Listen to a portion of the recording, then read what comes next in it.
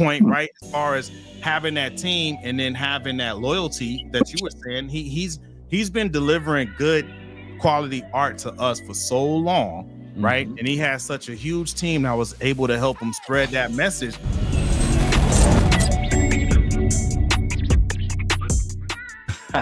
Well, if you're joining us right now, welcome to Technically Speaking. Right? Welcome to the show. Welcome to the show. Welcome. There we go. All right. There we go. Yeah, we back. This is episode 57, right? Yes, sir. Hey, 5-7. That's what's up. Hey, like Miss Bobby with an I, because Y is for a guy, said, welcome to episode 57 of Technically Speaking, where we are giving you news You can use. Hey. And Hey, before one we of these move any days- further, make sure you like, comment, and subscribe. Yeah, put it out there early. Because we're giving you news that you can use. And we're going to down like the bottom of the ground. Thumbs up, guys. I was listening to last week's episode when you said that. I'm like, man, this dude got them quotables, boy. Woo. He be having them quotables, man. Hey, I was gonna say, man, we need to start practicing offline so we could be in sync when we say you can use like they do on Big Boy. Like, how do they do that on Big Boy? Because they be on it every time they do it. They be like, Big Boy, like all They of are them. probably because they're in the same building. that does it. I'm out of rhythm on that one, huh? That could probably help. Yeah, good point. Yeah, with all of us probably streaming in and calling in over here. Our different network connections can probably cause answer to be slower than others. And I do got Spectrum, so I mean, I got them. Me too. Oh, really? All of us got Spectrum. Oh yeah. Man, I unplugged that cable cord a long time ago. I don't have cable. I just got them for internet. Out here in the country, right. we're kind of limited. For a while, we were happy just to have T-Mobile because it's so shoddy. You get like dial-up network out here, but then we saw those Spectrum trucks coming in and them rolling out cable. And my husband every day, I was like, stop creeping on them workers. Leave them alone. We'll get the flyer when we get the flyer. Hey man, having fast connection, man. That's what life is about now, man. And here's the thing. Remember when the connection was when we thought DSL was fast, because we always used to like wait for a long time for something to come in. It would be like literally come in like 1, 2 bit at a time. Yeah, but when DSL, we was all excited. Yeah. But then what was it? I forgot what came after DSL. You had it was cable. It wasn't cable. Cable came. No. I don't think it was cable. It was DSL is what? Digital satellite? No. It was Isn't that a delivery service? I forgot what it stands for. It's something link. Yeah. Not the dial-up satellite link. It was a digital secure link. Digital secure link. Okay. Yeah, because the link, it was secure. Digital subscriber link. Digital subscriber link. Because you subscribe for that line. I remember that. Yeah. Ooh, man, I studied that when I transferred over to IT and the Air Force, but that was 21 years ago, man. News you can use. I remember my dad calling the house and be like, I've been trying to get through for a long time. Are y'all on the internet? Y'all must be on the internet. I remember that. You had to be like, hey, nobody got to get on the phone, right? Nobody get on the phone, right? About to download some of this illegal music. I mean, download that new 50 Cent. That new 50 Cent. And you turn around and get Soulja Boy. Hey, you. Yeah. Crank that Superman. Hey, he was the first that ever did it. Hey, shout out to Big Draco, man. Big Draco. Yeah, the Big Draco right there, man. Yeah, man. Speaking of 50 Cent, we not downloading 50 Cent songs off of LimeWire no more, man. What's happening with 50 Cent these days, man? Man, 50 Cent, he is making some power moves. Okay, so all right. Literally? Was that hold on? yeah. There's layers to that. Wait a minute. You said 50 Cent is making power moves. Power moves. There's layers to that. So let's peel back the onion, right? Peel back that onion. So we know 50 Cent has a show called Power, right? But also, you know what I'm saying? He's making moves, but still in the media and entertainment section. So next March, launches. Next March will be the new Street Fighter movie, the reboot Street Fighter movie. Snap. I believe it was 1993 or 96 when the original Street Fighter movie came out. I remember that. Yeah, everybody did, man. Street Fighter is like a staple when it came to fighting games. Even though Street Fighter was not the first fighting game that came out, it was the most impactful most impactful fighting game came out. Yeah. And 50 Cent, you know what I'm saying, being a genius marketing man he found a way to be part of this how would you say, conglomerate of a history of fighting games. Dude, that's crazy. And he's going to be playing the character Balrog. Yeah, I can't wait to see that, man. I can't wait to see that. That was the boxer, right? That was the boxer. So they should have got Tyson. Man, they should have got Tyson. Damn, Tyson would have been dope. Yeah. Hey, Anyway, but yeah, sorry. Yeah. Tyson would have been a good pick. However, Tyson is older. And you know what I'm saying? Supposedly 50 Cent will be doing his own moves in this movie. Oh yeah. You know what I'm saying? Kind of epic. 50 Cent though, he up there too now. Don't slip. Hey, yeah. He's He's a 50, right? In good shape. In good shape. He in good shape. Oh, so he's 49 cent, not 50 cent. He almost really 50. 50 Oh, that's funny. Okay, but here's the thing. He's not the only star in the movie. Who else we got? Who else we got? Jason Momoa. Okay, who's he playing? Blanca. You know what I'm saying? Oh, he's playing Blanca. Oh, okay. Yeah, Blanca doesn't really talk, man. Jason Momoa is a talker. Yeah, but he gonna be like, "Whoa," right? But then we gonna have you. We also gonna have one of the game favorites that I love to play the game with, Akuma. Ooh, Akuma was that dude. Real talk. That's that. Every time I played, that was my character. I learned all of his moves. So when I took your butt out, I was like, wait a second. Up, down, left, right, trigger. Yo! No, they're Yeah. That was the moment right there. So this I'm expecting to be one of those video game movies that really did do well, because we saw the Mortal Kombat movie that they rebooted 2 years ago, right? I liked it. That movie was amazing. I liked it. It was better than the original Mortal Kombat that they first came out, the very first Mortal Kombat. Oh, the graphics were way better. Kombat 2, the one that had, I think the soundtrack was better on the first one. Soundtrack was dope, yeah. But the second one actually had right?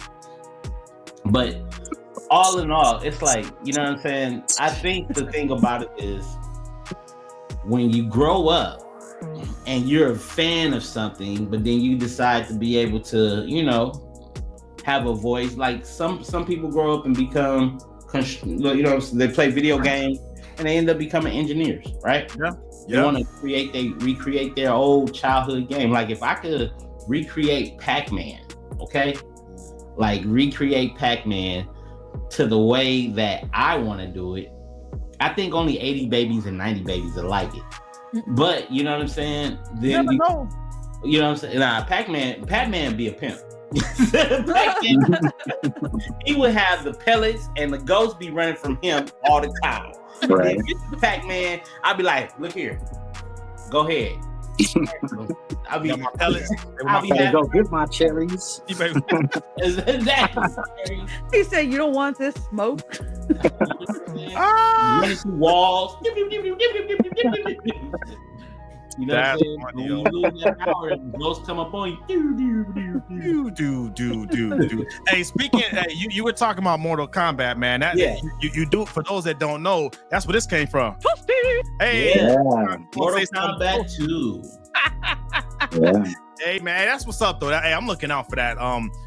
Huge 50 Cent fan, huge Street Fighter fan, like you said, man. Yeah. Remember the days when we were young. You were young. I know for you youngsters out there, they like, look at these ancient people. Go ahead, Unc. Unc about to go ahead. Remember when we used to go to the liquor store or the corner store for the Street Fighter tournaments, and you would have your quarters and put them up there to let people know, hey, I got next. That's my quarter. I got next. J-Mo, I heard you say youngsters, but I was thinking wangster. Wangsters, hey. Oh, I see that. Yeah. Your girl knows a little 50 Cent. I'm just saying. All right. Hey. He's very talented. Mr. Curtis Jackson is a talented rapper. And Yeah, very. I avoided those lines, man, at the Street Fighter. In fact, they still have like an arcade center for like adults in like the art district over here in Los Angeles, and there are and they like serve alcohol and everything. It's a really dope spot. But there are still grown people who are standing in line waiting to get down on Street Fighter, putting their quarters up. You know, nothing's changed in 25 years. You just got to go a little ways for it. You know. Though it's something about the competition, though, man, because you always would think you're the best person, and then you'll be looking at the guy who's winning, and you be like, I can beat them, and then when you get on the six, and if you win, you talk a gang of mess. You know what I'm saying? And you get the next round for free, right? Because the other dude got popped a quarter in, and he's still playing. Oh, you right. That's good. You playing off. I didn't even think about that. Damn. Yeah, I was a Mortal Kombat guy. Like, I was better at Mortal Kombat than Street Fighter, but I was Street Fighter all day. Ryu or Kid or Dawson, you know, with the fireballs and the long arms, man, and that leg. You know, we got a nice few folks that just jumped in on Instagram. So my question for y'all on Instagram: who was your main character that you would play with when you played Street Fighter back in the day? As they answer, I want the group, man. Starting with Bobby, man. Who was your character that you used when you played Street Fighter? If you played Street Fighter. No, I did. That's what I was saying. I always used Akuma. Oh, you did say that. You did say that. Yeah. And then my second one was Ryu. Ooh. Nice. Oh, you can. Hey, that birthed the classic punchline from Ray's Lady of Ray's hitting MCs like you can. That was jam back then. Who was your character, Dr. Poole? Man, it was a mix-up, either Dawson or Chun-Li, man. Normally Dawson, you know, but if somebody picked them, I'd pick Chun-Li, you know. I tried to avoid Ryu and Ken because everybody picks Ryu and Ken or Blanca, you know, so I'm gonna pick something different. Yeah. What about you, Corey? My two cut characters, Ryu and Guile. And Guile, a lot of people slept on Guile because you have to hold the control back 2 seconds before it to do the sonic boom. I found this out even at this video game store in Hawthorne called Pound Penny, right there on Prairie. And then we would go and play. And I saw this guy, I stopped looking at the screen. I started looking at his joystick. So when he was up in the air, he would already have the back button, the back controller holding down for 2 seconds while he doing like a kick. And then when he hit the guy with the kick, he'd just go. So he'll get that combo, and then 2 hits later, I'm dizzy. So I'm like, and then that was it. I started looking at the people who really knew how to play. I started looking at their joystick instead of looking at their game, and that's what got me because I play contests and competitions. Blockbuster had one over there back in the day when Blockbuster was out there, and I got in it. I remember that. Yeah. I was pretty dope with Guile and Ryu, but I always had to configure my buttons when we had to play on the Nintendo. Same. No, switching the buttons. All of that all the time. Well, who was yours though, guys? My main go-to was Chun-Li. Chun-Li was mine. Dude, I was a huge Chun-Li fan, man, because I learned how to do all her counter moves for like everyone else's special moves. So she had that bounce off too, man. That wall bounce. The wall bounce was it. I would either play with her, or when they came out with the championship edition and you could play with Bison, I'll play with M. Bison. Oh, it would be one of those two. Yeah. I was Saget. As soon as Saget came into play, I was like, all right, Saget replaced Dawson right away, you know. You could go higher, you could go low, but that Tiger uppercut all day long, man, all day. Yeah, man. Who's playing him? That's what I want to know. Oh, Saget. They gotta bring in a UFC fighter. Definitely. But I don't think. Well, all I know is they trying to build the hype around the movie right now because it's supposed to be released March 2026. Yeah. I'm assuming it's going to be somebody. I mean, especially it got to be somebody famous because you got Jason Momoa, got 50 Cent. You got Roman Reigns. Roman Reigns? Wait, I didn't know Roman Reigns. I'm not with that. You didn't hear me say it? I said Nah, Reigns. Who is he Roman playing, Reigns man? is playing Akuma. Yeah. Number one, baby. Acknowledge him. Hey, Acknowledge him now. Giles being played by Jean-Claude Van Damme. Oh, he's coming back. Wasn't he the first one? Bison was playing Raul Julia. Okay. Bison's being played by Dude, Jean-Claude Van Damme. He played the first guy in the first movie, I think. I feel like he played that role. Okay, I know who Roman Reigns is. I didn't know. In wrestling, WWE. Okay. Yeah, that's the Rock. If anything, I can't see them picking the Rock as Sagat because he's not tall enough. Sagat is tall. He's tall. He's supposed to be tall. What up? Zangief. Oh, okay. So Sagat is playing by Wes Studi. I don't know who that is. And it says Brand Bush is gonna be Balrog, but no, that looks like 50 Cent. Oh. That could be the older one. Yeah, maybe. No. Do we know what the budget is for this movie? Well, good question. Well, it was under Sony at first. So it's cheaper than Snow White? Huh?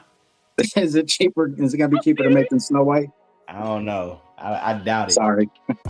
You gotta think about 50 Cent, his movies. I mean, in order have you guys noticed budgets for film are usually taken up for more of the actors than it is for the film? No. Yeah. I haven't noticed that. Cause so what's his name?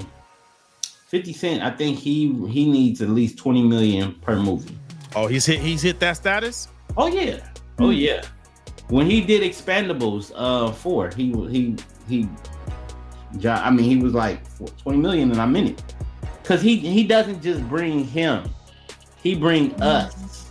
Good point. You feel what I'm saying? I'm supporting it. If they said Bobby Lashley was to play Tyson, I wouldn't watch it. He hurts people though, man. Yeah, but ask Geronimo, do he know who Bobby Lashley is? I have no idea who you just said. That's why you get 50 Cent. I know who Bobby Lopez is. Hey, Bobby Lashley ain't no Roman Reigns. Oh, I man. know. Yeah, there you go. Yeah. You know what I'm saying? So 50 Cent. I acknowledge my tribal chief. Hey. Okay. All right. I'm not caught up on as much wrestling, but I know what that means. So you was talking about how 50 was making all these power moves and stuff, right? Like, I would imagine he's mastered the art of networking. How powerful is networking when it comes to business, Dr. Poole? Oh, it's extremely, extremely important and powerful, man. I mean, if it wasn't the number one goal for your business, you need to reassess your plan. You know. Well said. Good point. Can you give me like an example of something? Is there something in particular?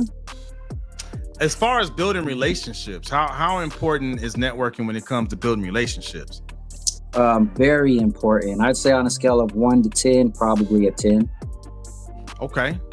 Why is that? Well, because you're looking to get a long-term investment in someone. The longer that someone's willing to support you and your ideas, the further off that you can get. So if you are able to have a large group of people who are going to back you and support you in something, it's obviously better than having a small amount of people, right? Like if you have maybe 2 or 3 people though who are super dedicated to the cause and are willing to invest as much time and energy into moving something along as possible, you can do that, but you definitely want to try and have multiple people to expand. And in the sales field, it's really cool for the businesses because you always have to build a team and incorporate other people into your goal. But if you could get them to a point to where they could start creating their own stuff, it'll create a residual, you know? So you could build small and be small and strong, but it will be better if you expand. Does that help? Yeah, I think to finish on, I think we can actually go a little bit deeper and say that networking is the key to success because it's not just about building relationships, it's building consistency with the people that you work with. If I do a job for somebody, they know I'm going to come through with them.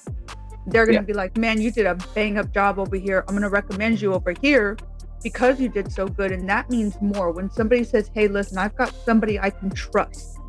on this job to take care of what you need to call this person. Then all of a sudden you get a job and you do a great job for that person. Sure enough, you showed up.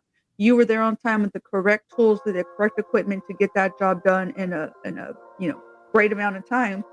Then that leads to another job. And so all you've done is build relationships and build trust with other people. And I think that's going to be a key part to making sure that your business continues being successful and that those residuals will end up coming in consistently. Good point. I mean, because tying it into what we was talking about with 50, right? Making these power moves. He did what both of y'all said, right? Like he built his team because success is a team sport, right? But then he also delivered. We remember back when stars didn't want to work with 50 and they didn't want to give him what he wanted. Do you remember what happened? What he did, Corey? He went back to the drawing board. He even hired a No. That's not what he did. What he did was he told all of us, "Hey, cancel your Star subscription." Remember that? Oh, you talking about that? Yeah. When they wouldn't negotiate the way he wanted to, he was like, "Hey, man, I need all of y'all to cancel your Star subscription." I know I did it, and there was enough people around that did it to where they were like, "Oh, hold up, wait a minute. I guess we didn't realize how you were keeping our network afloat." Right. Yeah. So they went back to the negotiating table. To your point, right? As far as having that team and then having that loyalty that you were saying, he's been delivering good quality art to us for so long, right? And he has such a huge team that was able to help him spread that message. Dude, he forced stars to come back and be like, "Whoa, hold on. We didn't know we were gonna lose all those subscribers." That's one of the reasons I believe he did 50 Cent Action Network, because of the fact that him networking with Sly Stallone. You know what I'm saying? There you go. Sly Stallone, I believe I saw it in an interview or I read it in a magazine where he was saying, like, by him positioning himself around the right type of people, he got access to information he didn't have. And that's what's key about networking. Say that again. Hold on. Say that again. That's a major point right there. He had access to information that he didn't have. And information is very, very important when doing business, because those who have already paved the way for either their community or their niche per se, they still know, the gatekeepers, and they can be like, "Hey, you know what I'm saying? This is what you should be doing." It's no coincidence 50 Cent invested in Louisiana. Why? Tyler Perry knows all the tax codes in every places where to film, and him and Tyler Perry have a great relationship. So he was like, "Hey, Tyler, I want to do some things this way, boom, boom, boom." And 50 Cent was like, Tyler Perry was, you know what I'm saying? I guess Tyler Perry looked at 50 Cent's business model, and 50 Cent, as long as we knew the name 50 Cent, that man's been a genius when he was making music. Yeah. When he went into television. I read his book, Get Rich, Hustle Harder, Hustle Smarter. Yeah. I read that book, and that book showed me a different way of how to do business. Yeah. You know what I'm saying? Yeah. And like, he gives you this persona that make you think he's this gangster, but while everybody around him in the club drinking drinking alcohol, he's literally drinking water that was poured out of an alcohol bottle, poured into, and he leaves the club an hour afterwards. He just made sure the right people see him, network marketing, and then he leaves to go do his routine. You can't tell me that's not a smart businessman. That's smart. That's super smart. That's a great book, by the way, man. That's a great book. And you know what? You gave me something to use from that. So shout out to networking, right? So thank you, Bobby and Dr. Poole, for explaining how important that is for growing your business, growing your professional life, right? Growing whatever you want to grow, because it's hard to do it as an island, man. You cannot live on an island and be able to grow something. But I want to take something you said, that book, Hustle Harder, Hustle Smarter. There was something he said in there that stuck with me, man. He was talking about what he went through in life, and people were asking, man, how did you get through all that? You lost your mom and stuff at a young age, whatever. And he was like, I forget who he said taught it to him, but he said that he learned early on that, like, depression was a luxury. He was like, where I'm from, depression is a luxury. So it's like whatever's going on, they couldn't afford to be depressed. Basically, is what he was saying. Gotta keep moving. Gotta keep moving. Gotta keep moving. And that's a little transition to the next point, man. For our veteran topic, I want to talk about, man, how veterans handle loss, right? I wasn't here last week because I was going through some things, man. Had to take a break and chill with the family, man. So the week before that, I was out of town, right? I did the show from my hotel and stuff like that. So what a lot of people don't know is as soon as I got to Tampa, Florida, I found out my brother passed away. I kind of ignored it for a little bit because I just got to Tampa, right? And I actually delayed the news because I got a 911 text and I knew it was something, but I had just got there.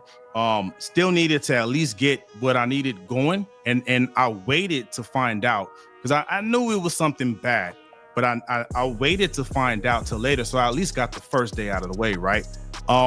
And when I found out, it was actually right before we did our show. But wow. I don't think anyone could actually tell. And I saw it, but I saw something. I'm like, he not his normal self, but I was like, maybe it's the plane ride. Maybe you just getting into the weather or where he was. But I was like, you know what? You know what I'm saying? I get it. He was kind of sniffling a lot. Say what? It looked like you were kind of like doing this a lot. Like you were kind of like well, I mean, I got bad allergies, so all right. No, I watched the show back.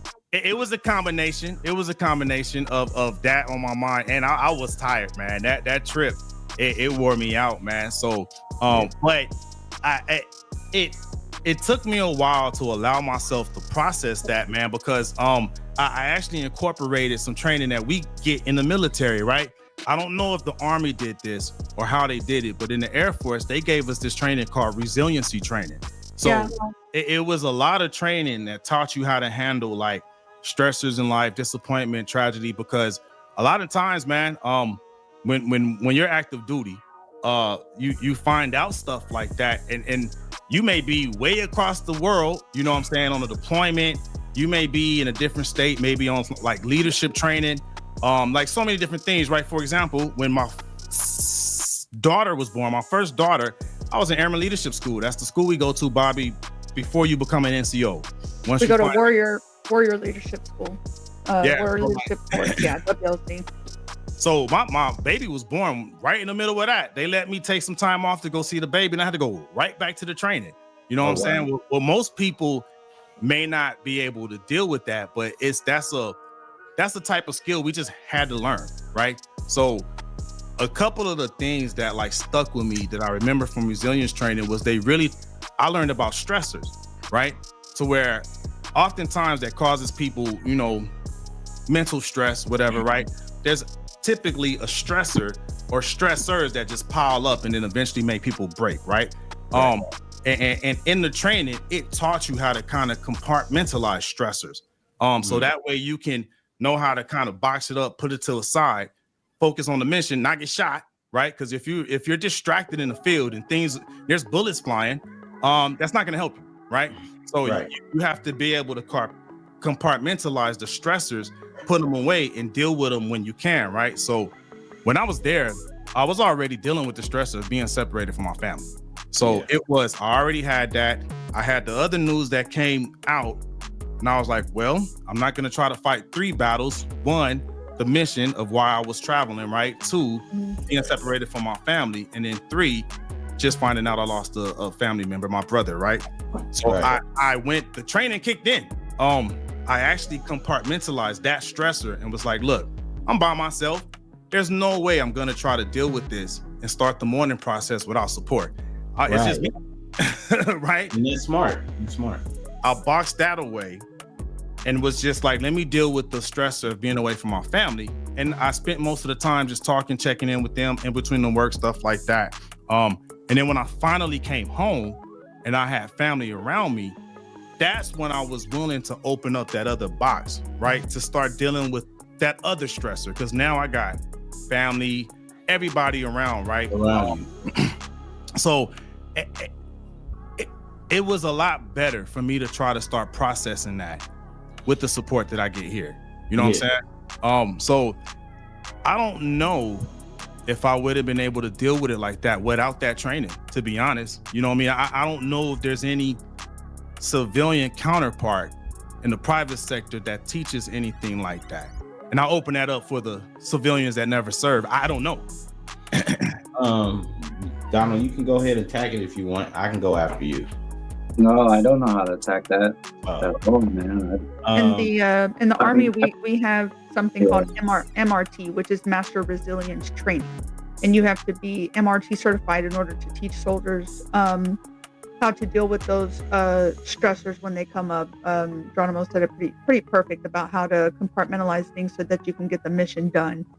And I know one of the classes we talked about oftentimes was called Hunt the Good Stuff. And Hunt the Good Stuff. Yeah. It's Yeah.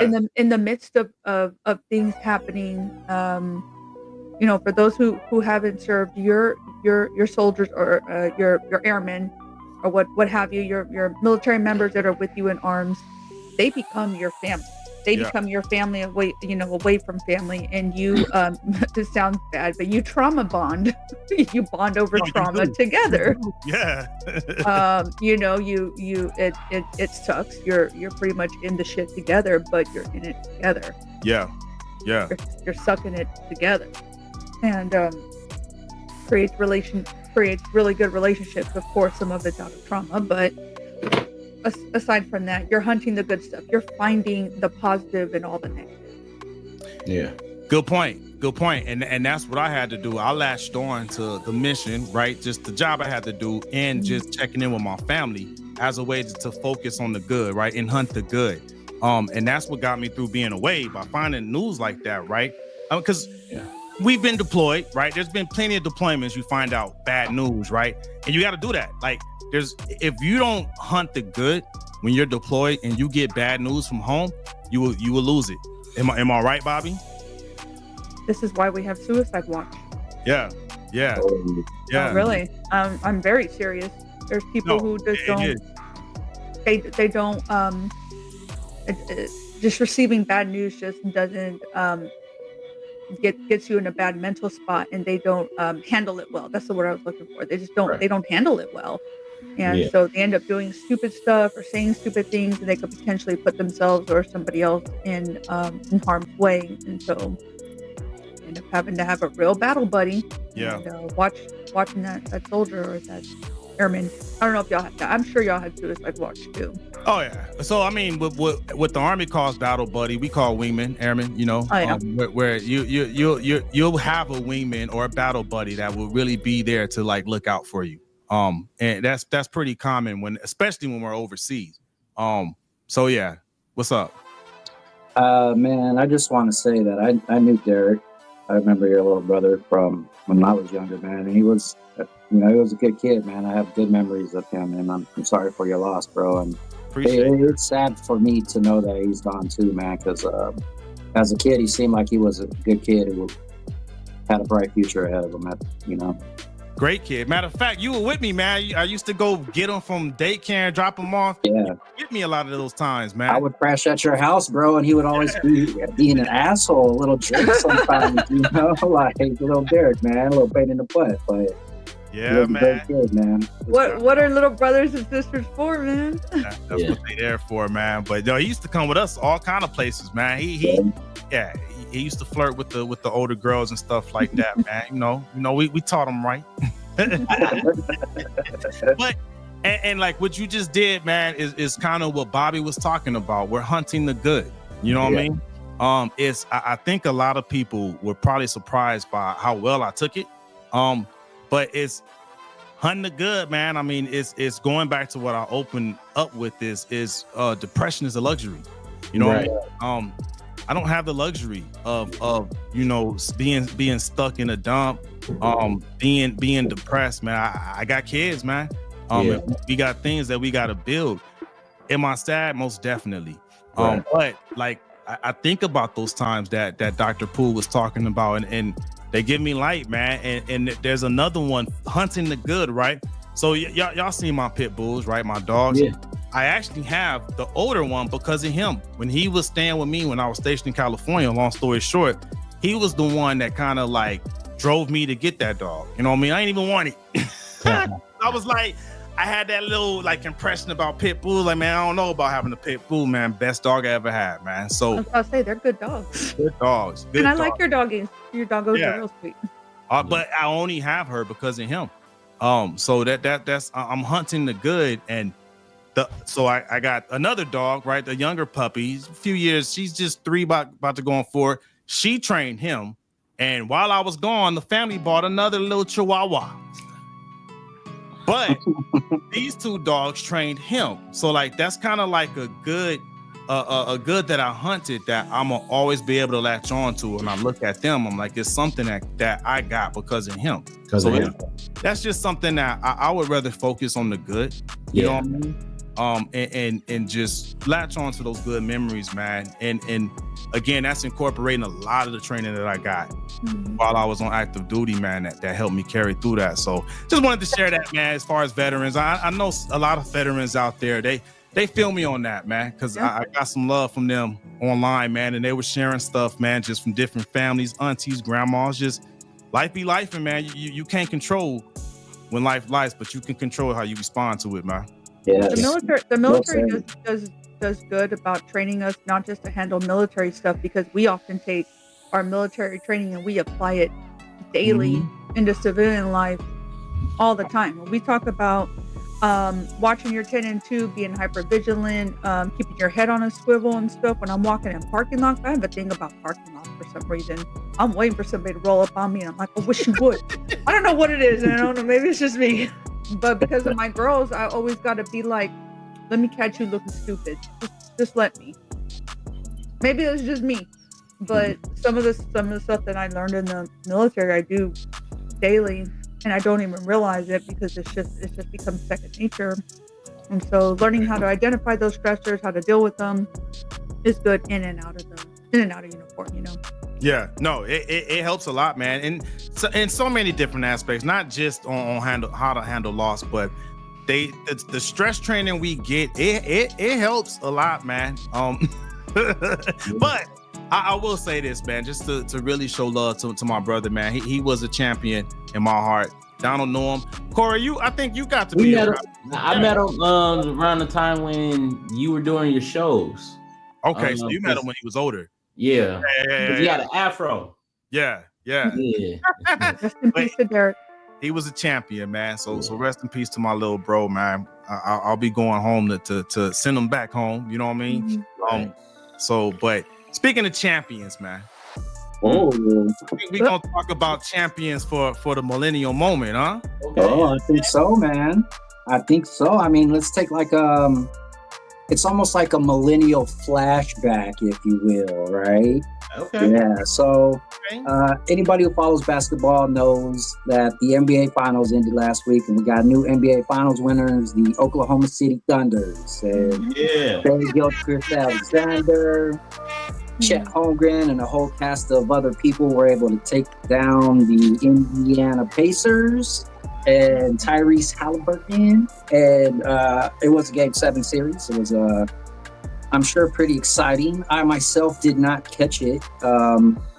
Due to particular aspects, I don't really have cable anymore. Everything I do now is through streaming services. So sometimes watching live sporting games is limited to whatever is being broadcast over streaming services. So I miss out on a lot of things. But I play NBA games a lot, like NBA 2K25. I'm like all in since like 2019. So I'm very familiar with these teams, right? So these guys are very good players, right? And so I just wanted to kind of give a glimpse to their history a little bit, right? Because they do have some history. It is their second win.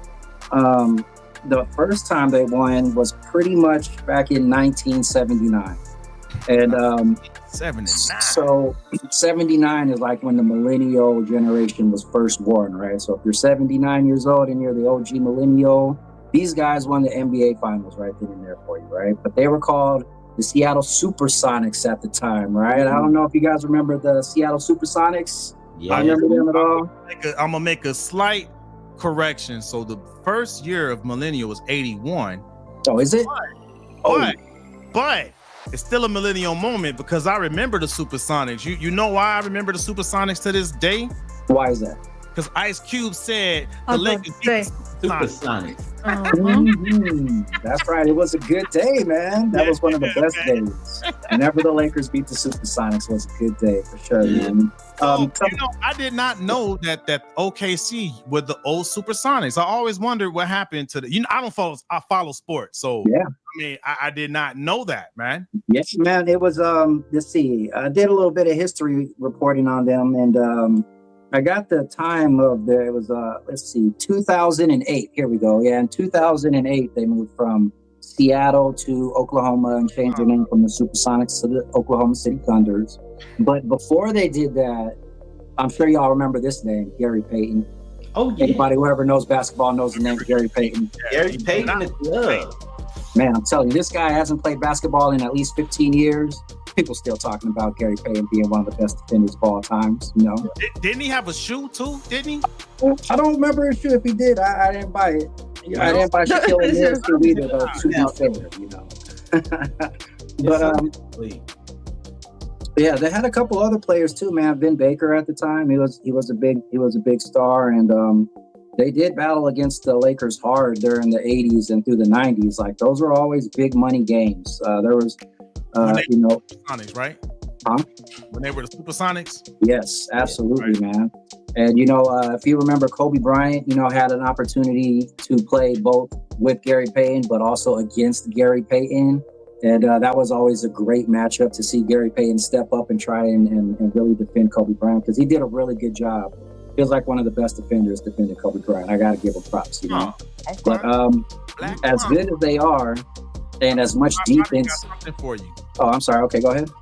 Nike Air Zoom Flight, 1998, the glove. He did. These are the Nike and Gary Payton did a collab. Oh, that's one of the kind that had the zippers, right? Yeah. So, okay. if you want these, they are on StockX for 2,089 buckaroos. Ooh. I wouldn't buy Wow. them. StockX. So you're gonna buy some? You're gonna buy some for Val? Well, let me not knock them. Okay. Hey, I'm gonna tell you when I will buy some. It's a matching pair for you and Val. He and I wear the same size shoes. You and who wear the same size shoes? Val and I wear the same size shoes. So when I buy something, man, I bought me a cute pair of Adidas one day. I came home, I said, "Sir, what are you doing?" And he's all like, "What? Why are you wearing my shoes?" And he's like, "Oh, I thought they looked nice on me, but I didn't buy them for you. You bought them for me." That's right. He's like, real quick, "Well, McDonald, I got a real question. Yeah, what's up? Who else was a star on that Seattle Supersonic team that you haven't brought out? Douglas Prince. That question, I got to answer another question, because you was asking about how much did those Gary Paytons cost again? well, on StockX they were 2,000. So I'll tell you what, I'll buy them once we get enough people to go ahead and click that like button and that subscribe button down there right there. Go ahead and click that subscribe button, because once we go up, maybe we can monetize this thing, and I'll buy some of those Gary Paytons and give them away. Just go ahead to a random subscriber. Once we get monetized, y'all click that subscribe button down below. Click the like button. I ain't giving away $2,000. I'll give away sneakers. So you got to drop the horn on that. Press that Hey, button. but you know what? That's a good idea. How many podcasts do that when they get so many likes, subscribes, and comments? All right, let's get back on track here, guys. I'm just saying. Let's go. All right, yeah. So, anyways, shoe brand, good shoe plug for sure. Buy the shoes if you could afford $2,000 for some Gary Payton shoes. Okay. But anyway, click that like button and that subscribe button so this channel could get monetized. Oh, man. I'm gonna give it to them. Tell them you There got you to. go. So, Go ahead, man. if you do follow basketball, you remember when they did go to Oklahoma, they signed some of the big three, I guess you can say. They kind of so now if you follow basketball over the last 15 years, you may have heard of like Kevin Durant and Russell Westbrook, and Never heard of them. you might have even heard of Sixth Man of the Year, James Harden. This was like the squad that was like, oh, I'm sorry, go ahead. No, I say he's from Compton. James Harden from Compton. Oh, is he? Yeah, I think Westbrook's from LA too somewhere. For us, he the one who told me that they were going to going to Oklahoma. Nice. Yeah. Told you personally? Personally, I didn't even know he was in my store buying a sidekick. So he met everybody at that T-Mobile store, man. Yeah. Let's get back to the Millennium moment. All right, here we go. Yeah, the squad was pretty dominant. Their biggest challenges during the time was like during 2015-ish. So like LeBron James, everybody knew the big matchup was between Kevin Durant and LeBron James, you know, and a lot of people were expecting, like me personally, I was expecting Oklahoma City Thunder to pull it out because they had such a dynamic squad at the time, and their only real competition during like the 2000 teens were like pretty much LeBron James and whatever team LeBron James was on, whether it was with Miami and Dwayne Wade, or you know every team except for the Lakers, pretty much, you know. But however, in 2025. The Thunder, aka the Supersonics, have finally brought home the championship. So congratulations to the Oklahoma City Thunders in bringing it home. Again, big shout out to SGA. You know, he's definitely a superstar. One thing I saw him do after they were winning the game, he went and got the Canadian flag, wrapped the Canadian flag around him, and then was like with the fans and whatnot. So it was really cool to see like this Canadian guy embracing the American fans and it being all cool and everything, you know. There's not really a beef between Canada and America, y'all. It's all for a hype, you know. But I heard some things. I was gonna give some stories about the Pacers too, like because y'all remember the Ron Artest incident with that whole fight thing in the stands and whatnot. But I did have a question that I wanted to ask, because one of the main questions that a lot of people are talking about is the amount of money that the finals made, because these are two small market teams, and a lot of people are saying that it would have been better for the NBA if they had two larger market teams. It would have brought more eyes and viewers and more money to watching it. But I thought it was a pretty good opportunity for some smaller market teams like Oklahoma, you know, and Indiana, these smaller states, you know, and have an opportunity to get the big time, like the Lakers and the Celtics and the Knicks, right? What do you think about that, Corey? Or the Spurs? There you go. Oh, San Antonio, right? What do you guys think? You think it's better for cheaper markets or better for more popular teams to be in the finals? I preferred like this season. The reason why, nobody really expected. I mean, these teams, there were great players, right? And they were great. I wouldn't call them superstars, but they were stars, right? And sometimes you get tired of seeing a blowout in the NBA finals. You get tired of seeing a blowout when it comes to two names. Like, don't get me wrong, I'm a Laker fan and I love LeBron James and the way he plays. But if you saw LeBron James play a team that nobody knows, I mean, that nobody really roots for, and they win the championship, blowing them out sweep, it's not really entertainment. I mean, it's not really sports to me. It's like a scrimmage game. This right here, you had two teams that had great players that not too many people that don't follow basketball knew of, like Tyrese Halliburton, right? I didn't know that dude was that nice. I didn't know he was that nice. SGA, I didn't know he was that nice. Yeah. But it gave me something to say, wow, they got players that really doing their thing that, you know what I'm saying, 2 years ago wasn't an NBA All-Star player. You feel what I'm saying? However, they both played for the Olympics, and they both represented their country in the Olympics. Yeah. You know, even though Tyrese Halliburton was sitting on the bench for most of those games during the Olympics, I think that he was able to take that in and probably helped him get his team this far. He definitely was the leader, no doubt, of the Pacers in getting them there. But SGA has a team behind him. Like Chet Holmgren is a 6 center who knocks down that 3-pointer for sure. I saw that. It's wet, man. He's so wet. So Donald, you were asking about how the financial aspect, right? Of what do you think, Bobby? Of two bigger teams being marketing. Honestly, it don't matter if you make it to the finals. It's because you went there on sheer talent. Who cares if you're part of the Lakers or not? If you got there, it's because you it's a we sport, not a me sport, right? Sure. Teamwork is all about success. And whether or not you've got Los Angeles Lakers behind you, or whether or not you're OKC Thunder, it doesn't matter. If you got there, it's because you blew out everybody else and you got to the top. Yeah. On sheer talent and success with your teammates. I think it's good for smaller markets because a lot of times small markets, they don't generate a lot of money. So when big events like this happen and they bring fans in, it generates a lot of money for their state and their cities. So it's like the Packers, right? And it's Wisconsin's thriving attraction is the Green Bay Packers, right? Good point. I see your point. So I guess for if it's smaller market teams and it's bringing a whole bunch of consumers that aren't typically there, that's a good thing, right? I mean, because it would be, right? I think so. Yeah, I think that's a good thing, man. Because if it's the Lakers, it's like, does LA really need that extra money? You know what I mean? Like they get it all the time in a continuous stream, right? That ain't going nowhere. California is the 4th largest economy in the world. Yeah. It'll be okay if they don't make it, but like you said, a smaller market team, dude, some people gonna have some good Christmases that year. You know, right? Yeah, business will go up.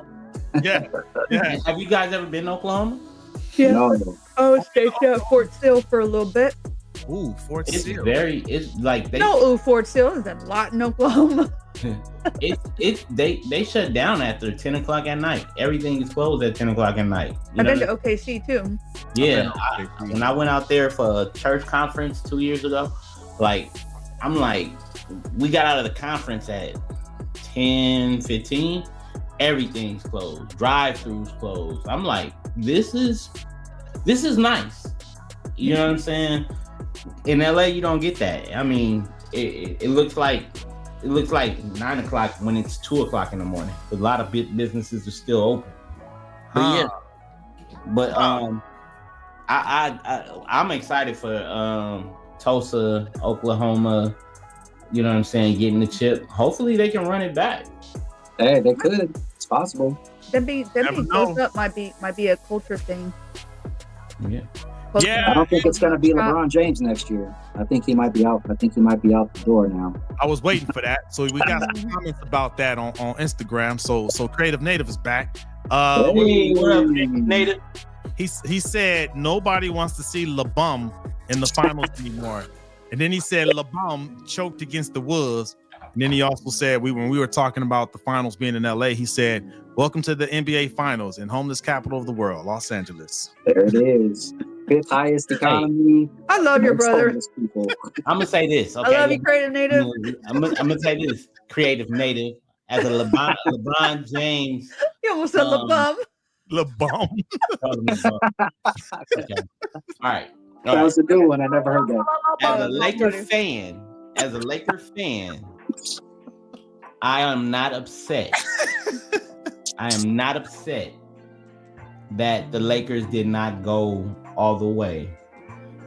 As a LeBron James appreciative person, he makes the sport a lot more watchable. Because if you ever watch the game for 48 minutes, that you look and like, okay, this is boring. You do not want to go and spend your money to see a game that you're not going to enjoy. Tickets are high. Let's be honest. There's times like preseason tickets are even high, and when he doesn't play, people leave early. They just leave early because of the fact that there's no entertainment. Well, we got Luka Doncic now, so that should be a show. He needs to get in the gym. He got in the gym, man. I've seen some video updates. He's training over in his own country. He lost like 25 pounds. He's on a super workout regimen. He might be a beast. So Creative Native, if you're going to throw the bum in there, you got to throw loose Luka, okay? Because let's be honest, Luka was not running up and down the court like Wait till next year. We got another comment from Creative Native, and I think it's a perfect time to transition to the next topic off of his comment. He said, "If I want to see grown men crying all game and falling on the floor, I watch soccer." That's your millennial moment, fellas and ladies and gentlemen. It's all about the flop game. Flop. Hey, speaking of crybabies, our next topic, man, is a question. Are we causing an entitlement mentality within our children? Yes. Take LeBron James's flopping, for example. I'm just kidding. I'm sorry. That's a good question. Hold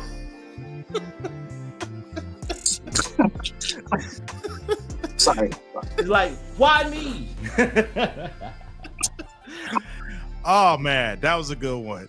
What? Start us off, Bobby. Okay. So I think that we're gonna start this topic obviously like are we causing us as in our generation of millennials causing a sense of entitlement within the younger generations today? I think, and I catch myself doing it all the time. Geronimo, I know you do. Maybe not yet, Dr. Poole. Corey, I know you do it too. A lot of us want to give our kids things that we never had, right? And I know I do it. We struggled with having clothes growing up, with having food. Vacation was not in my vocabulary because that's not something we did. And so as I'm growing up, I'm like, man, I'm gonna work my ass off. I'm gonna make sure my kids have everything that I never had. But is that really helping them? Is it really helping them, or what are we doing in the moment when we're wanting to give our kids stuff that we didn't have? Maybe the fact that we didn't have stuff made us better human beings. Maybe that struggle, those challenges that we faced growing up are what made us better adults. But if we sit there and hand our children things that we didn't have growing up, hey baby, you want that new pair of Nikes? Don't worry about it. Mama's about to drop $250 on those. Not me. Some mamas, not me. I'm just letting you know. Y'all get them Gary Paytons. We do that a lot. We want to give our kids things that we didn't have because we knew when we were kids we were missing out on something, and we don't want our babies to miss out on whatever that is. But I think what we can do to counteract that, rather than taking the things that we didn't have, let's look at maybe the people we didn't have in our lives. When we were growing up, we had a small family. And so our family, like my mom's family, was over in New Mexico. We didn't get to see them very much. So on the flip side, my mom was a drug addict when I was growing up. She wasn't around very much. So one of the things I found out that I can do is every day be present in my kids' life.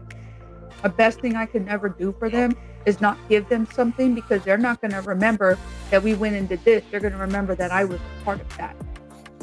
They're not going to have to turn around and be like, oh yeah, mom couldn't make it up the stairs, or somebody had to pick her up, or we couldn't go here, we couldn't go there because, she had made bad decisions in life and it affected the rest of us. That's the best thing that you can do for your children, is realize the mistakes that were made that shouldn't have been made, and don't make those. And don't make Good point. Yeah, excellent point, man. I just had a moment with my 3-year-old during dinner time. She didn't want to eat. All she wanted was milk. And had to stand firm, man. You ain't getting no milk. You want some milk, you better eat some food. And it's a challenge, right? Like it's a face off. And that's how kids are. It's always been like that. It's a test of will, and you have to be willing to break that will. Our parents they didn't give a damn. They broke that will. Like, ask again, see what happens, right? See, now you make me feel bad, man. Now you're shaming me over here. Let me say this though. Different generation. Gmo, you probably heard him say it. It's this guy called Myron Goldman, right? He says, nice beard. He said a past perceived value turns into a past perceived void. I mean, like it was a void in your past, but you perceive. Yeah. Is a post perceived value. So now you see it as a value because you didn't have it in the past. You didn't have it, yeah. Right. And that is a key for businesses, but also it's a key for family. You know what I'm saying? Like I'm present in my children's life, right? My pops was there, but he wasn't present based off of his medical condition. You know what I'm saying? My mom was there, and she was sometime present, right? but she wasn't present as much as I would like her to be. However, I never wanted to be that person that can say that I'm present and my kids can be like, no, you're not. And then I have no reason to back it up. Part of that is I'm willing to make sacrifices. Oh, good point. You feel what I'm saying? Yeah. And you guys saw it on my stream. Like, I sacrificed dreams to be able to, you know what I'm saying, do things that is unorthodox. Like I take my kids to school. I pick them up from school. I take my daughter to therapy. I pick her up at therapy. My wife is doing it in the summer now because, you know what I'm saying, I got a little, you know what I'm saying, leverage. But however, you're right, Bobby. Sometimes, like, if I think we're better the fact that we didn't get the things that we wanted when we were younger. Yeah. Like, and I'm not talking about like having my parent being present. More so, like, I'll never forget my first time ever wearing a pair of Jordans was a friend of mine pair of Jordans that I borrowed from when I was in my first year of high school. And he let me wear them for like 2 or 3 days. And I gave them back to him willingly because I knew I couldn't afford to replace them if they got messed up. Mm-hmm. I kept them clean. I wore them to school, and then I wore them on a trip. And he was like, you can keep them longer. And I was like, no. But what it did for me was it made me realize, like, if I want something like this, I knew my mother and my father couldn't be able to buy them. So it turned that past perceived void into post perceived value. And I went and bought them, and I got a job to do so. And then I just started realizing, like, look, you know, if you really want something out of this life, you really want something for yourself, go out and get it. Do what you gotta do and go and get it. Because and if you want another experience, can y'all see me? There you go. Yeah, you good. And if you want another experience, you know what I'm saying, you need to go ahead and do what you got to do. Like, I really wanted my kids to experience the things that I've done, like go on vacation. Like, I took them with me to Hawaii for the first time I went to Hawaii, not just because I won a free trip, but I realized, well, since I won this trip, I can go ahead and take them and spend the money for them to go. Mm-hmm. So it was a win-win situation. So we experienced Hawaii together for the first time. My mother-in-law, I brought her along because she's never been. And she said that was one of her places she wanted to go. Mm-hmm. And she was watching the kids while me and wifey was doing the married thing, couple thing. You feel what I'm saying? Yeah. So it worked out. And so is that teaching them how to earn so that they don't get the entitlement? They're seeing the things that Pops is doing, right? Right. That even though you have a portion of the vacation free, you had to pay for everyone else, right? Or was everyone covered? No, I had to pay for them. You had to pay. Yeah. But I mean, I think that's a good example of, hey, you see what Pops is doing, right? Because none of this is free. You know what I mean? Like, right. I'm being gracious enough to do this for you. How do you take that and do what Bobby said and use that as a lesson to make sure they don't develop an entitlement? You know what I mean? Right. And so what I did was I walked them through the steps. Like we were, when I was placing the order with the travel agent, I was just explaining to them, like, okay, it's going to cost this and this and this and this. But the thing about it is, it's not about, I kind of like shaved off about the value of how much it costs, but what it's going to bring. I brought up the fact that, look, I never got a chance to go to Hawaii with my family. This is our first time coming together. So when you and your children go to Hawaii, you can be able to say, you know what, my dad brought me here and did this. So sometimes I look at what is it going to do for my lineage, right? Yeah. You know what I'm saying? And I explain to them, like, don't expect that you can win this. You can go and earn this. Yeah. And it feels better when you earn it. Why? Because you can earn it over and over and over again. No, I mean, I literally won the Price is Right the first time I went to this episode. That's dope. You got that video too. Make sure to check out hardcore ENT channel for that video. I want to add to that. As far as like techniques we could use to not cause entitlement with the kids. So got a teenage daughter. She's 16, and the way she asks for things is crazy. The way she asked, she was like, "Hey, do you want to give me a ride to my friend's house?" And I'm always getting on her, no, because you gave me the option. The way asking like that, no, I don't want to take you to your friend's house. And I'm constantly working with her, because there is a sense of entitlement that came from other places. That's a whole episode right there. Yeah.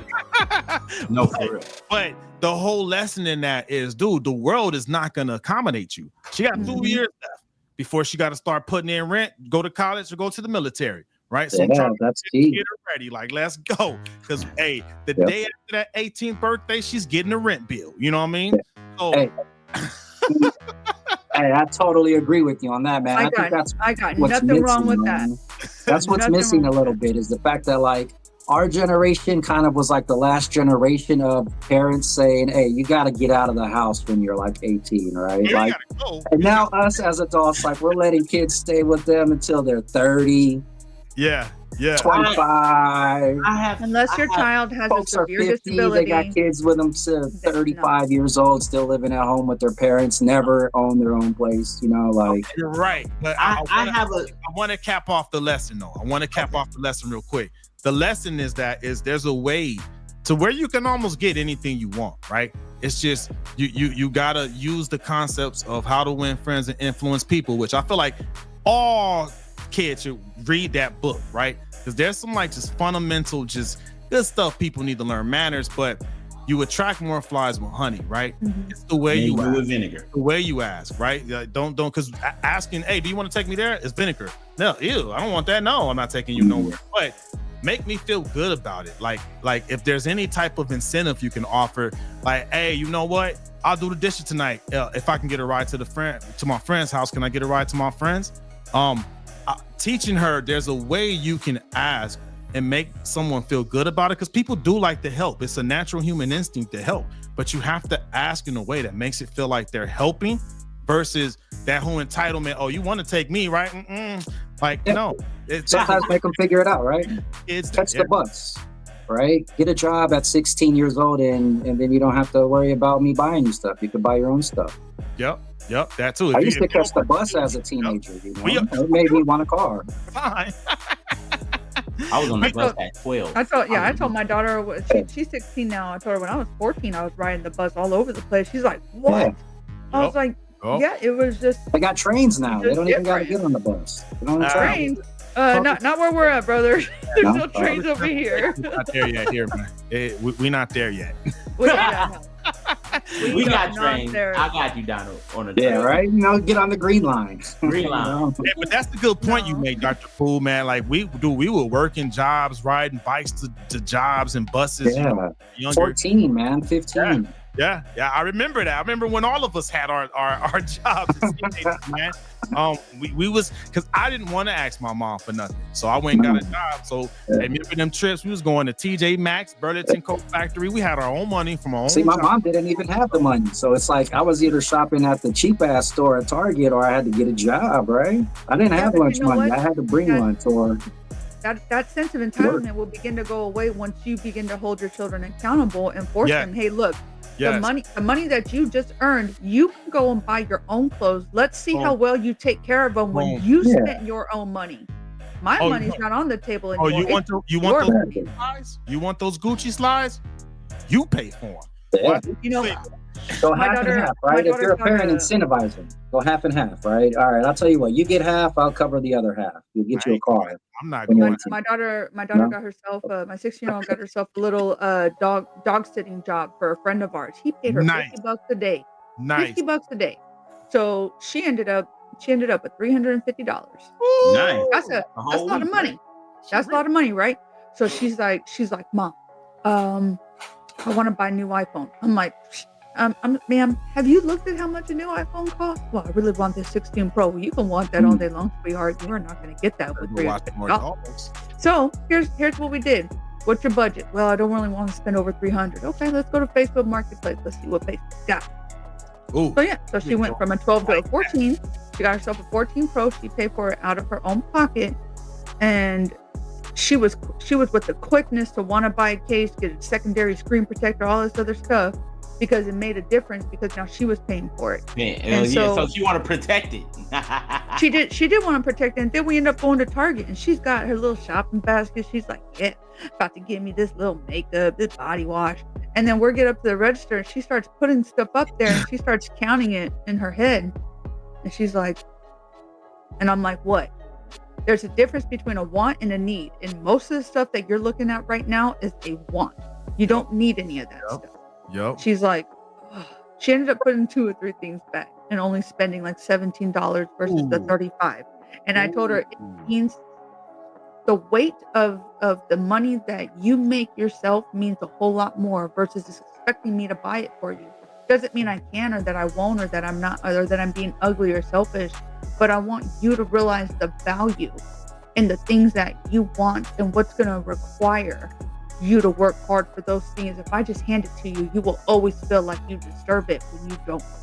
Yeah. It's okay to have grown up with nothing, because you know what? As an adult, I'm okay to not have nothing. I grew up with it. I know what it's like to be without. I don't want to be without it, but I already know what it's like. And that's okay. Can I make one more comment? So like LeBron James, right? LeBron James and Bronny James, right? This is a great case of entitlement for children, right? Like LeBron James got his son to bypass everything and go to one of the best teams that you could go to. And he did it all because it was his son. I don't think Bronny Jr. is as great as he is made out to be. And what a great case of entitlement. This kid got to the NBA because of his dad, probably.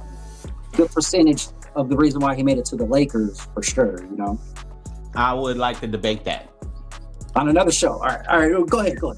I don't want to take this over. I'm sorry, because I don't want the message to get lost. I think that is a good conversation for a different show, different segment. There's some value there, but I do kind of want to recap and share what I caught as far as are we causing an entitlement mentality within our children, but I also want to come with the solutions, right? Like some of the things that I took notes is holding kids accountable. Bobby, you said it, right? And I think collectively we've all said teaching them how to earn.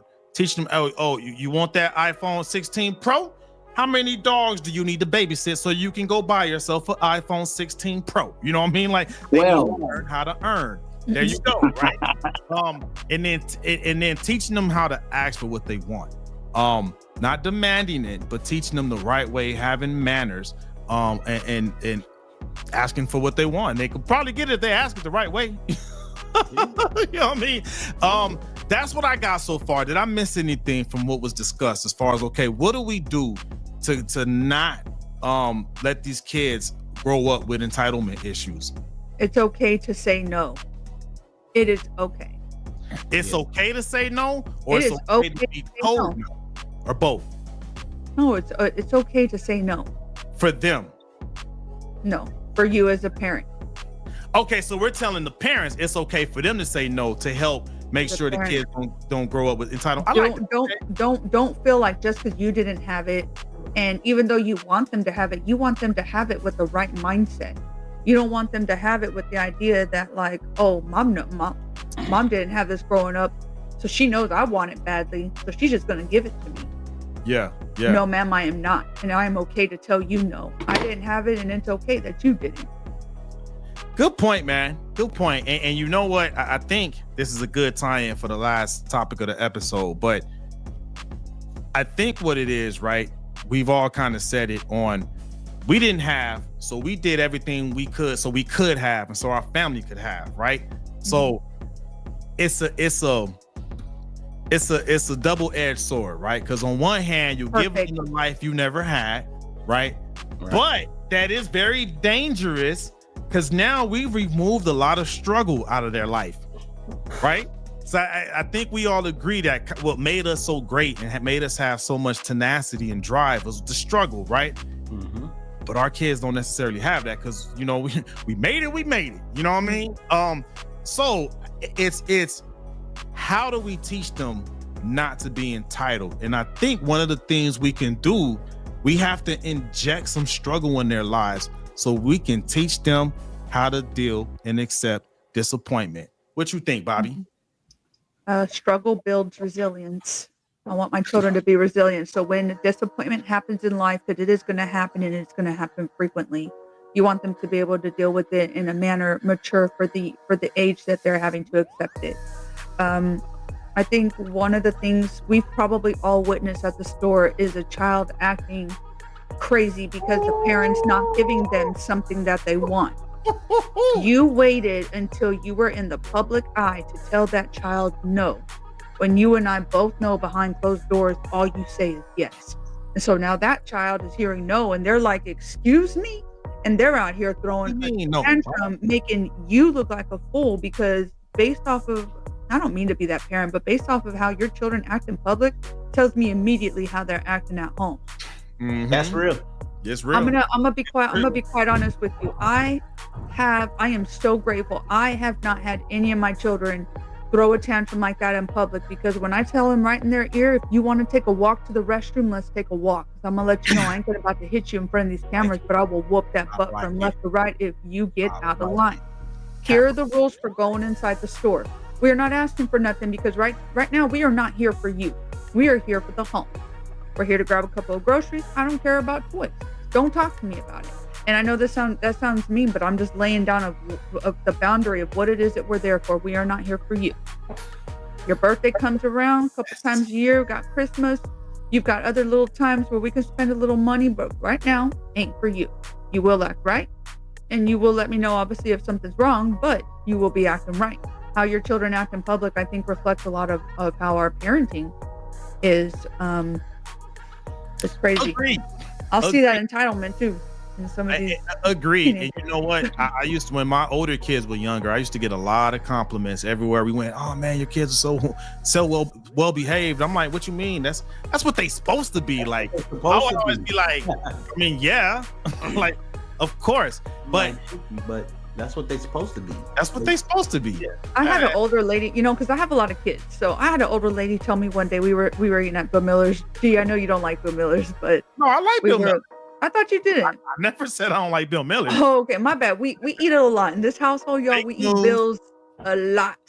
But I remember we were sitting at the restaurant. I had my 4 older ones, and we were all sitting at the table. And this older lady gets up and she goes, "Excuse me, dear. I just wanted to let you know that I think your children are very well behaved. I was worried when I saw y'all sit down that everybody was going to be super loud, but your children are well behaved." I'm like, damn. They better be, because if not, I was about to fix it real quick. Oh yeah. Children running around the restaurant, especially with people walking with food, that is a big no-no. To the bathroom right now. No, I'm serious. Those are just restaurant etiquette. Teach your children not to run around. When we are here, there are servers walking with trays or other patrons walking around. The last thing you want is some kid bumping into you. And can you imagine knocking $80 to $100 worth of food all over the place because your kid didn't act right? Yeah, I don't like that. Corey, how do you teach your children how to accept disappointment? Just let them know that you're not going to always get your way. And these are one of the times that you're not going to get your way. Yeah. And then let them know, like, there's going to be some times that it's going to work in your favor, but not everything. And when it doesn't work in their favor, I let them know. Remember when I told you, some things are not going to go according to the way you want it. Mm-hmm. Just understand that, because in the past, it may have. You're not going to get everything your way. If that's the case, then you'll be spoiled as a can of milk, and we don't do that. You know how back in the day, people be like, you riding and you spoiled? Yep. No. Yep. And my kids, and I've gotten that a lot probably as well. People came up to me and like, your kids are so well behaved. And I just say thank you, because of the fact that, I know what I'm doing. What me and Toya knows what we're doing with our children, mm-hmm. raising them right. Shout out to Toya. Shout out to her. That's my woman. That's my woman. Hold down. But yeah, I mean, we've been out to eat, and literally we went to a restaurant where not even the table on the other side of the room, the table next to us had kids acting up. And I looked at my kids and I'm like, hey, don't let that energy bounce on you. You know that. And then when the grandma at that table left, when all her kids left with their grandkids, she came back. She said, "Your kids are so well behaved. I wish our kids would have acted just like yours did." And I was just like, "Thank you," because of the fact that we put in work with our kids. Yeah. You know what I'm saying? We sit down and have these conversations. We build relationships. We build communication, lines of communication in our household. I don't want my kids to ever feel like they can't talk to me. So whenever I do tell them to do something, they understand it's not just law. There's a reason behind it. Yeah, that's good. You know what? Good point. Good point. That's something that I think the generations that raised us did not do.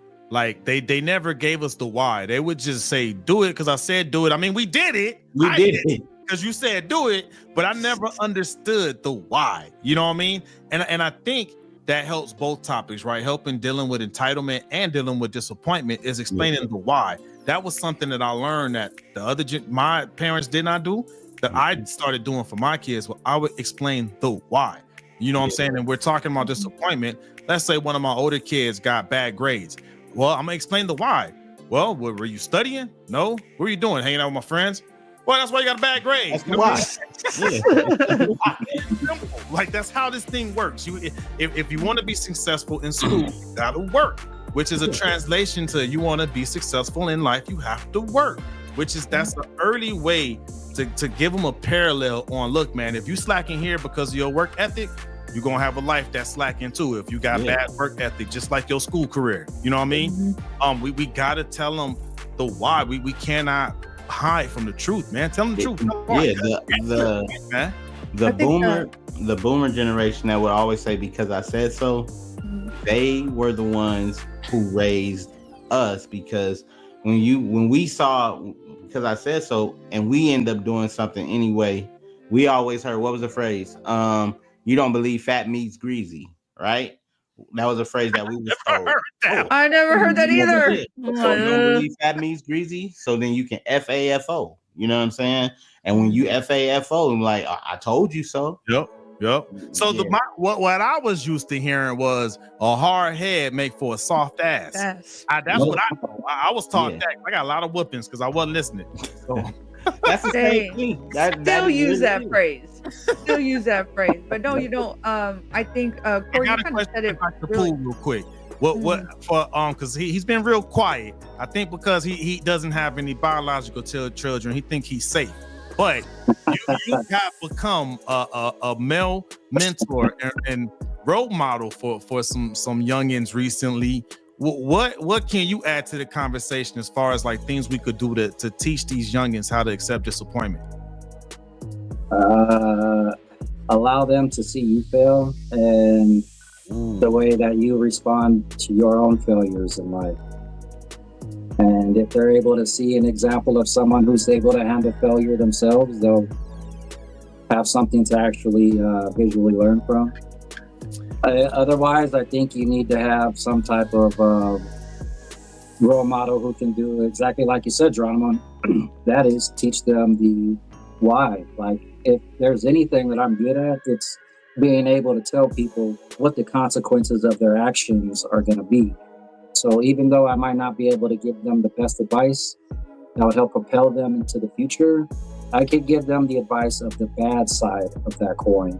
This is what's going to happen if you continue on this trail of not getting educated. You're going to need to either find a fallback option, a trade school or something else, because not everybody's an educational person. Some people like myself, I used school to evolve socially. I developed great social skills that allowed me to be the person that I am today, but I only liked school because I needed it to be in the track team.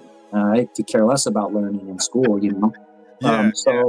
Education wasn't important to me. And because I didn't have anybody guiding me, I went through a lot of part-time jobs, getting paid minimum wage for a very long time until I eventually learned that I need to choose a career over a job. And I could have probably avoided that had I taken schooling more seriously. But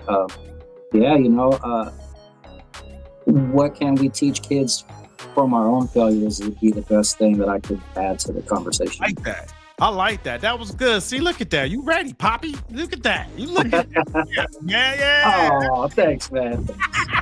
All these graves of wisdom hairs right here, right? God, that was That's good. Each one of these is a So- mistake in the world. Yeah. How do we handle disappointment as adults? Are we over there throwing tantrums, cussing somebody out, getting pissed off, and expecting our children not to do similar things? Yeah. But how are we dealing Good. with it when somebody tells me no? And drama, man, you said that so perfectly about how depression is a luxury. No, We that didn't came, have that came from 50 Cent. I can't take credit. oh wait, yeah, but still though, like just how we ain't got time to sit back and feel sorry for ourselves.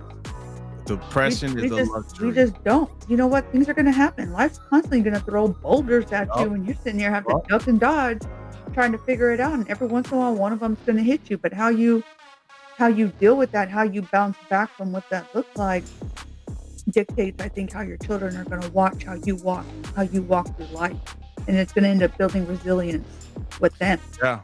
So when those struggles come, they're gonna be like, it's okay, because I know I can get through this because I saw the people that I love and the people who love me, how they walked through this, and because they did it, I know I can do it too. Yeah.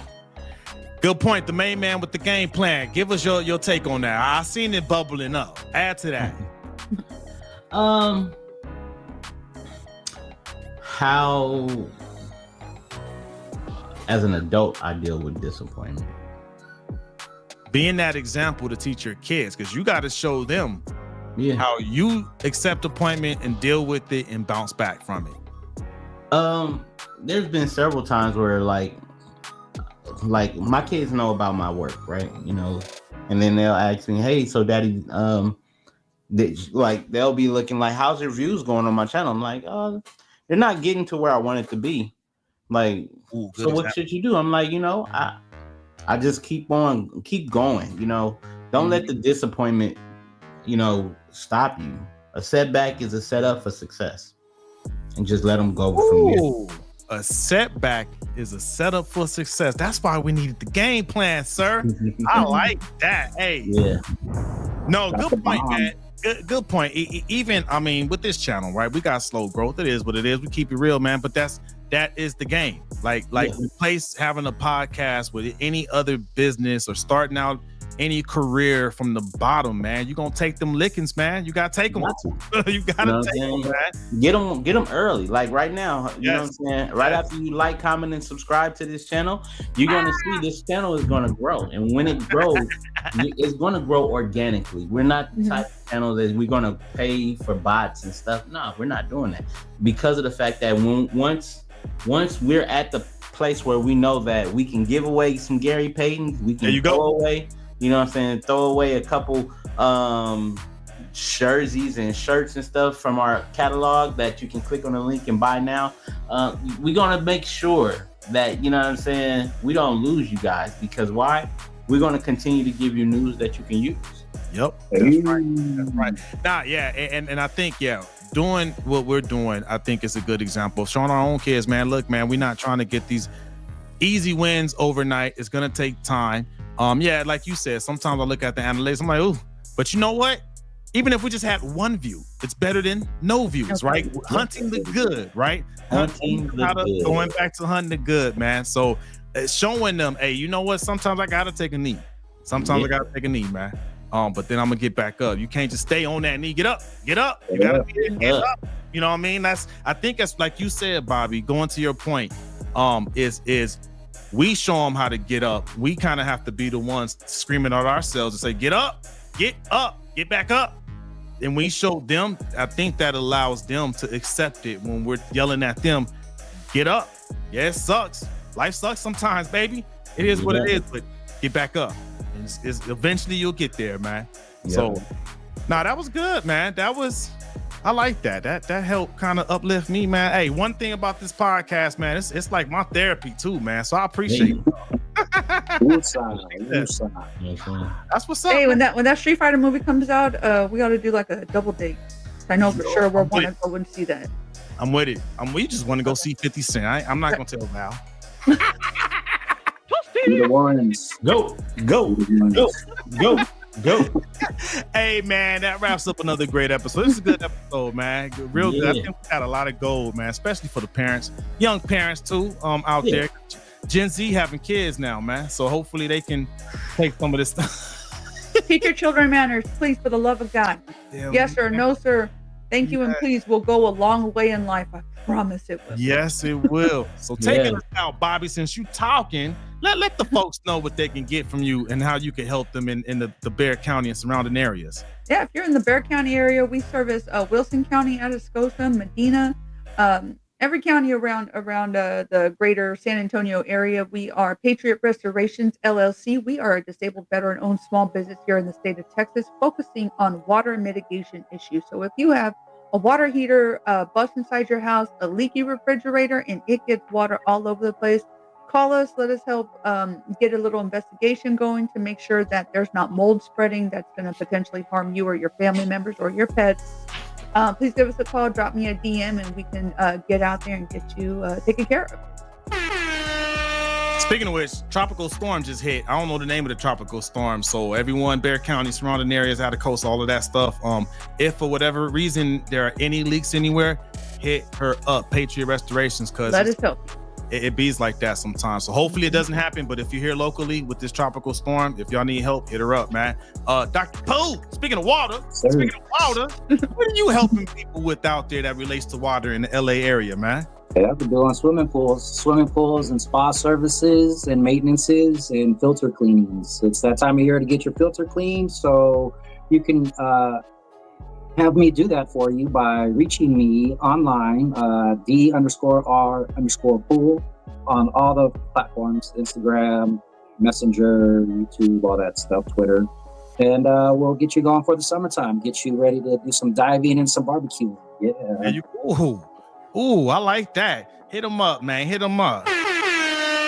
Corey Giovanni, the main man with the game plan, man. What you helping people with out there in LA, man? Yo. If you having issues with your views on your YouTube channel, or if you're looking to go ahead and start a podcast, reach out to your boy. I'll make sure I take care of you right now. We got some specials on services. So just go ahead and click the link in the description below, how you can get in contact with me, or you can click that checkout list, that checklist that's in the description. Man, it's gonna do you some wonders right there, and it's some free trials in there. So go ahead and get the list, and that checklist is absolutely non-negotiable free. Oh, wait, free 99. I like free 99. Click and get. Nice. And then I do got a vacation rental out here, man. Some people call it an Airbnb, but it's on Airbnb, VRBO. We got a few different places, man. But you come to San Antonio, it is 10 minutes away from the Riverwalk, 10 minutes away from downtown. It's close to everything, man. So if you're coming out here, you need a spot to stay, hit me up, man. Shoot me a DM on Instagram at @tech_Von_go. I'll shoot you a little discount code, man. We got a few specials going on for the summertime. Hit your boy up. Other than that, Facebook, YouTube, Instagram, thank y'all for spending the night with us, man. Y'all have a great week. We love y'all. Have a good night. We out.